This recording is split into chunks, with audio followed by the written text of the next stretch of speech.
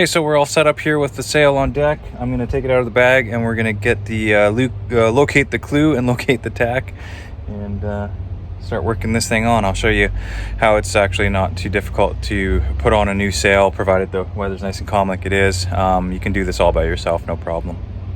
So a couple of things I want to point out in terms of the design of the sail, some of the features we put into it. I'm going to flip the camera around and show you how we've spec'd this sail with a hydronet luft tape on it, and I'll show you exactly what that looks like. And this is designed to last, you know, many years, the life of the sail, you know, over a decade without any issues with fatigue of the luft tape and it separating from the sail itself, which is a common problem you'll notice. And part of the reason why we replaced our other head sail was that the luft tape itself and the thread in places was starting to fail due to UV weather exposure and use over the years. So this stuff is really bulletproof, will last a really long time, and I'll show you what this looks like up close. So this here is your hydronet luft tape. So this is just one feature that you can expect or request specifically on a sail from Blue Yonder Sails. And then of course we have the sail marked so you can easily identify where the clue of the sail and tack of the sail and head of the sail is without, well, obviously here's the clue back here, but so you don't have to go digging around and figure out you know which side of the triangle you're dealing with. So you know, let's go ahead and start working this up the furler so you can get a better look at it.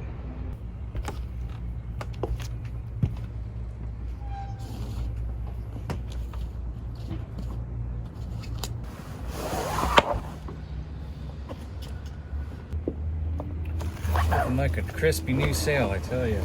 What a sight to behold. Beautiful thing. Beautiful thing. So I'm just working this back. Obviously it's going to go outside of the shrouds, but for now I'm going to just kind of roll it, get it all positioned, and start working it up through the feeder on the furling extrusion, and just getting it oriented. So that's the head of the sail there, marked. And I tell you, going to a full Dacron tri-radial sail from the laminate sail that we had, this is so much more rugged a sail for what we need to do by a large margin. And just quickly here, I want to show you something. You'll see these draft stripes. These are inked in and dyed into the sail. Okay, and those are going to help us visualize the draft of the sail while it's up and flying. So I just thought I'd point that out to you while we can see it up close here. They were inked right into the fabric, so that's going to be there forever. And we've set the sail on the side of the boat that is currently downwind. So the wind's coming from over here, and that way as we lift the sail it's going to fly out off this side of the boat.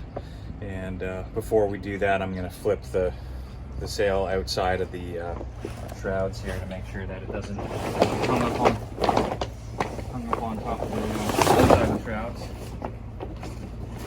I'm locating the tack of the sail, and that way as I start to run the head of the sail up into the furler, it's going to go clean the up, and you'll see how that works.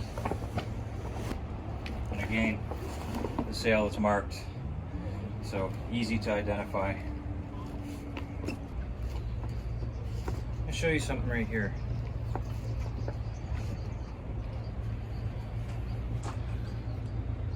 Details. So we've gone with the fabric webbing loops, and the previous sail had like a steel ring fitted into the sail. So with this one, you see it kind of puts a little twist in the fabric. What I'm going to go do is see if I have a shackle that has the twist in it, so that you're not putting this twist into the fabric right away. And as luck would have it, there we go. We have one of the twisted shackles that we can put in place. And now you can see how that doesn't have that twisting anymore. That's exactly what that part's designed for. And one other thing, if anyone's wondering what a marlin spike is and what it's for, that's what it's for. So we can tighten these up.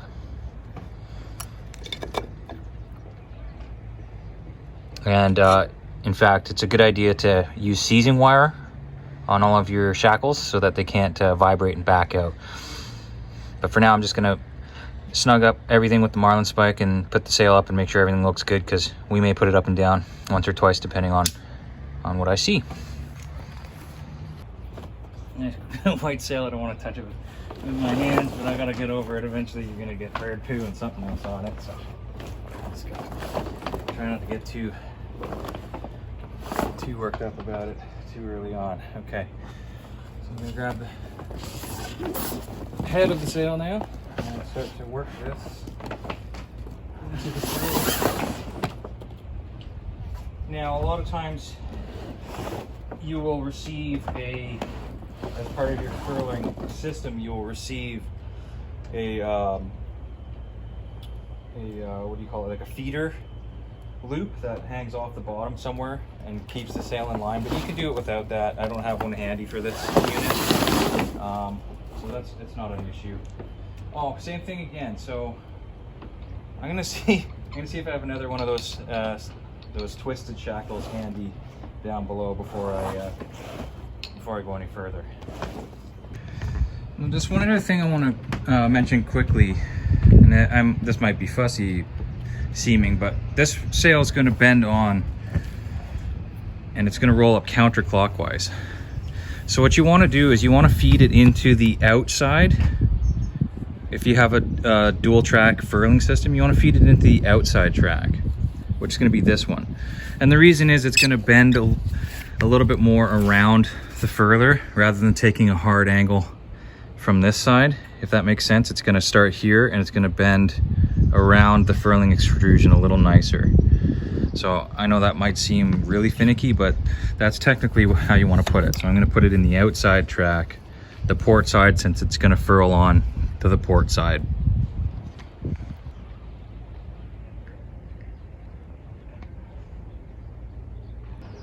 The trick is to just start it like that, and now I'm going to tension the halyard just to get it to stay put where I want it.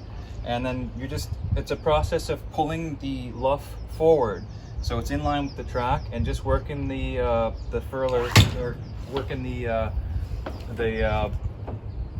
halyard bit by bit. So you're just taking your time, you're not rushing this process at all. Okay, so I got a little more clever and I brought the halyard back here to me so I can get this going.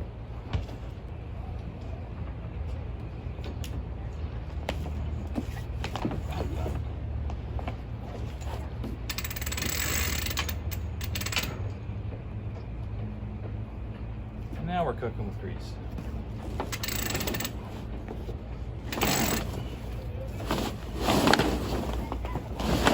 So like I said, it's just the key to get the loft tape right in line with the furler as you work the halyard up. Just pull it right forward to the front of the boat.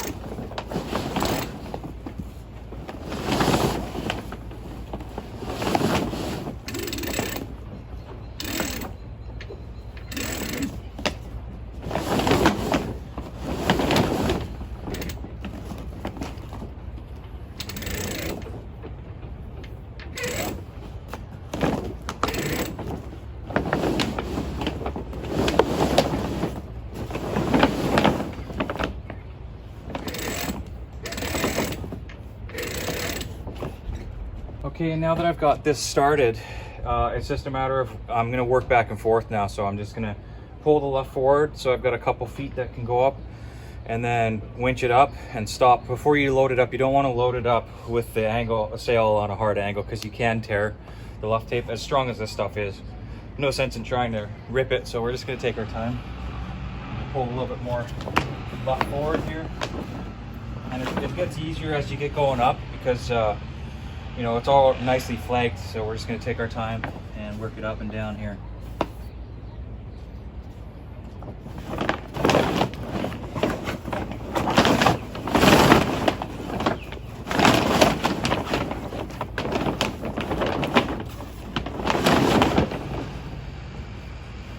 Just like that.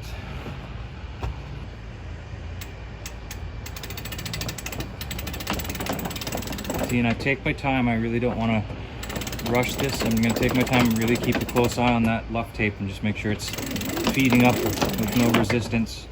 And as soon as it starts to sort of get tight, just like there, I stop. That's all. And it's a little slow going when you're doing it single-handed, but I wanted to do this just to prove you can do it when it's calm. So for all you single-handers out there, or you can grab a buddy from across the way if somebody's handy, but it's not really a big deal.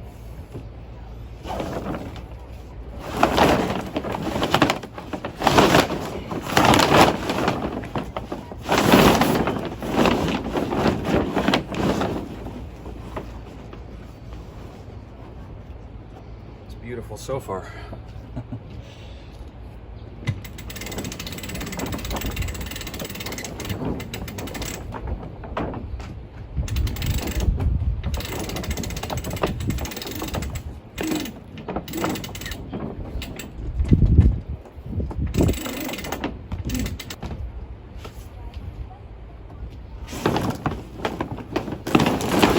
What's the rush, right? It's sailing. It's going slowly dead into wind in the most expensive way possible. That's what sailing is.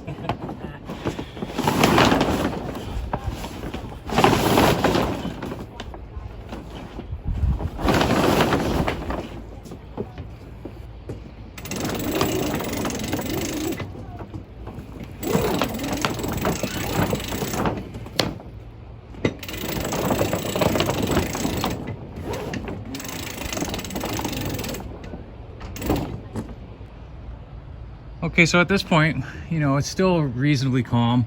The wind's kind of shifting around on me, of course, so it's gonna come to the opposite side of the boat, no doubt, and get windier, of course. But at this point, I'm part of the way up. We're gonna probably start grabbing some air, so I'm gonna tie on my sheets now. So if it starts to go one way or the other, I can control the sail. It's not gonna get away from me. But look at how really nice they did the tucking this pocket in with this umbrella all around it. And this is why I didn't opt for a leather section there. I can always have leather added later if I needed to, but I mean, look at that's pretty beefy. I don't think we're gonna have any issues with that beating up too bad. And as you can probably start to tell already, this is a tri-radial cut, so I'll get a better image of it once it's all the way up and you'll see the paneling. But this is a heavy 8-ounce cloth, and it's tri-radial cut, so I mean it's gonna perform really nice, keep its shape for a long time, and it's gonna stand up to the elements. Yeah, see, it's the wind's of course gonna switch sides on the boat on me. Should have known better. Okay.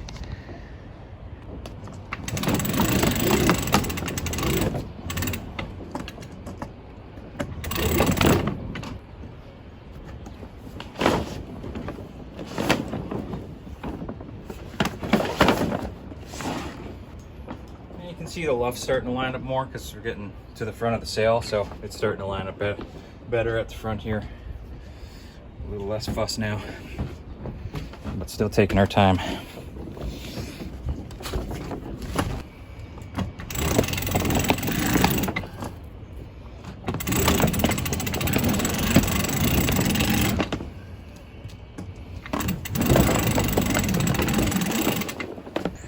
So a couple other features I want to point out is this beautiful foam luff here, so that the sail will furl on really nice and reef a little better.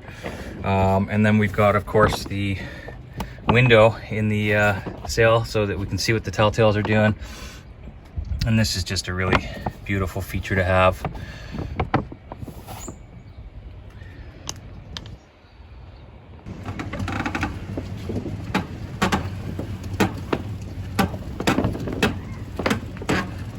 All the way there.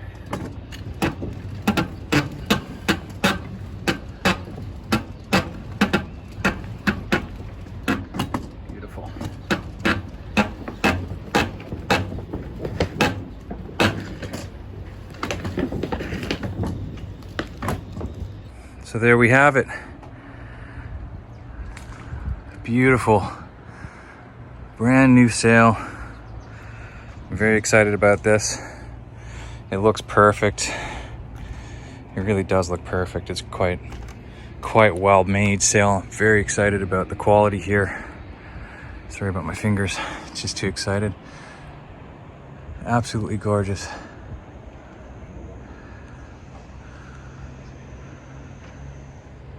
And you can also see we put these reef marks in it as well, just as a visual indicator of roughly whereabouts you want to reef to. A first reef point, a second reef point here. You can see what I mean about that twisted shackle there and how that's nice and straight there. Same at the top. Now there's not a lot of there's a lot of material there with the sunbrella, so this should help. If anything, you'd maybe add a bit of leather along this section where it's going to rub across the bow rail like that. And I'm also checking the tension here. Look, that's almost perfect. How I measure it up for my clients, and that's perfect. There's just maybe 2.5, 3 inches left of luff tape there, so that there's no weird pulling on there. It's just a nice amount of tension there on the halyard. So yeah, real nice. That's a big sail too, I tell you. Look at that. Yeah, really happy with that.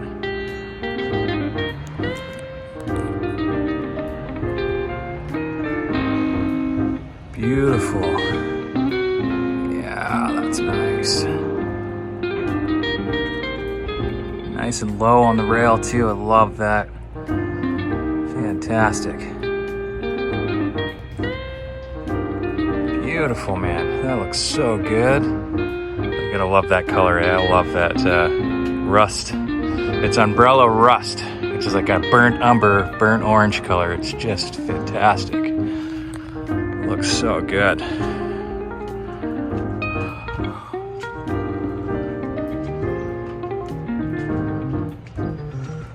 Outstanding looking sail. Really am impressed with that.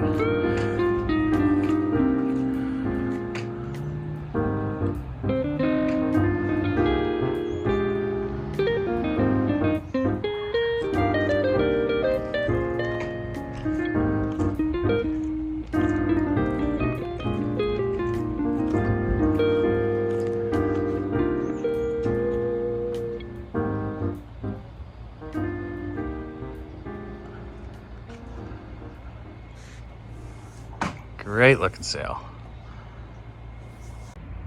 It is pretty. I mean, it's hard. I like how it's so big, thick. It's hard to beat a Mexican sunset, isn't it? Yeah, kind of. That is I have a few of those. fantastic, man. So, did you sail down here Yeah, we sailed down, my wife and I. in this boat from Seattle? No, Or this from- boat, we bought this boat down here I see. about almost 2 years ago. In January, it'll be 2 Okay. years. Look at the moon up there too. That's so pretty. Wow. But we sailed down on our. Ooh, those colors are wild. That's really cool. That's very cool.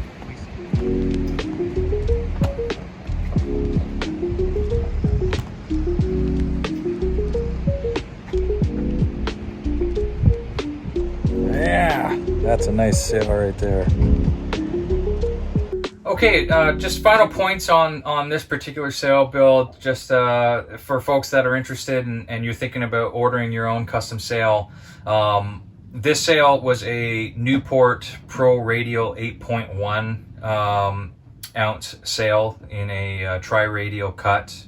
And the reason I chose tri-radial for this sail is, and it's a heavy sail for tri-radial, but a couple considerations there. Tri-radial is going to hold its shape better over time. It's not going to bag out or stretch out in the same way that a panel cut sail will.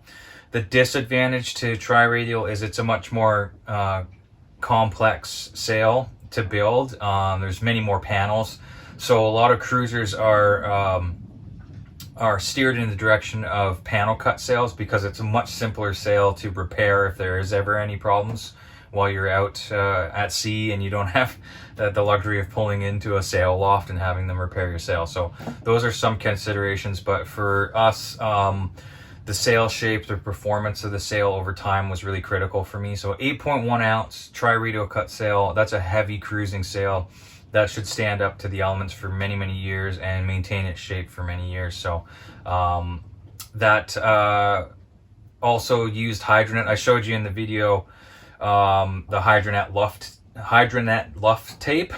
We also used Hydronet for the foot tape and the leech tape as well. So that's going to help protect the sail while it's rubbing across the bow rail, for example. And if the leech of the sail is smacking off shrouds and spreaders and that kind of stuff, it's just going to toughen up that sail a little bit more, and again, help for the longevity of the sail. Tenera thread. So Tenera, like I was saying, is probably the best and most UV proof thread that you can get on the market. And we used Tenera for sewing all of the Sunbrella UV protection cloth on the sail. So that Sunbrella, you'll see that a lot on sails where the Sunbrella starts to come off and it splits up and breaks up. Well, Sunbrella itself is a really hardy material, robust material, and it should last for many, many years. And then when you see that happening, it's usually the thread that goes first. That's your first indicator that your sails are kind of nearing the end of their life, is you're going to find the sail thread everywhere starting to fail. So pairing the Sunbrella with the Tenera thread, that combination should stand up to time very, very well. And then the rest of the sail is V138 bonded polyester UV resistant thread. It's a marine grade thread that you'll see used and touted as, one of the best threads you can use for marine applications across the board. So that's what we used for the rest of the sail. Both the webbing loops for the head and tack are Spectra material. So again, very, very tough. Everyone who knows what Spectra is. So that's tough stuff. That's going to stand up to time very well. And then we used the leech line cleat is the FCL 241 type with 4 millimeter pre-stretched cord. So that's just some of the nerd stuff that some folks might be interested in, some of you might not be interested in. But if you want to know what any of that stuff really means, and many other options in speccing a custom sail, then that's what we're here for. And this is the nerd stuff that we geek out on, so that you don't necessarily need to know all this stuff, but when it comes to advising clients on which of those little details all add up to the big picture of tough and lasting sail, or a lightweight performance sail, or anything depending on your type of sailing that you're going to be doing, depending on your application, then that's what we're here for, is to present all those options to you, so you can say, yeah, that makes sense for me, or nah, I don't think I need to spend the extra money on this, that, or the other thing. So hopefully that's interesting to everybody, and thanks for tuning in, and we'll see you soon with some more educational and interesting information about sailing. We're going to try and get more regular with our video production and information online. We're a sailing school, so we have to make video around our other professional obligations. So when we got clients out, and not everyone wants to be on camera, and also I'm a yacht surveyor as well, in addition to our dealership with the Rainman water makers and our new sail manufacturing business, sail design business, as well as now we're a dealership for Ultra anchors as well. So I mean, we got a lot of those things going on, so we can't necessarily commit to video production in a super timely fashion, but we're going to try and get better at that, and we're going to try and continue to bring you good informational content about the lifestyle, all the elements that go into sailing, not just the technical aspects of how to sail a boat, but I mean the holistic view of everything that is going to be interesting to our viewers that are planning on a lifestyle of cruising with your family, buying a cruising boat, maintaining a cruising boat, planning passages, all of it. So we're going to try and continue to build up this content and I hope everyone finds it interesting. I hope you'll keep coming back to us and seeing what we're doing, and as we continue to build up our content for you folks. So thanks for watching, and we'll talk to you again soon. Bye for now.